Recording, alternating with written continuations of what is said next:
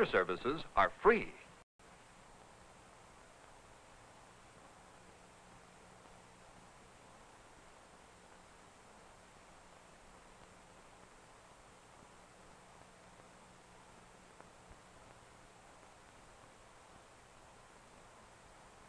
The attendant also checks your tires. He uses the air hose to do this. He places the end of the hose on the tire valve. Air goes into the tire when the button is pressed.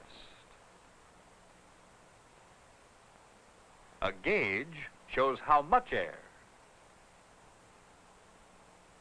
Every time the button is pressed, more air goes into the tire, until the gauge shows that the tire contains the right amount.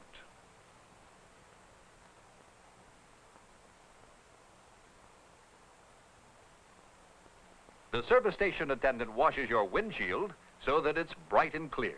His other services are free.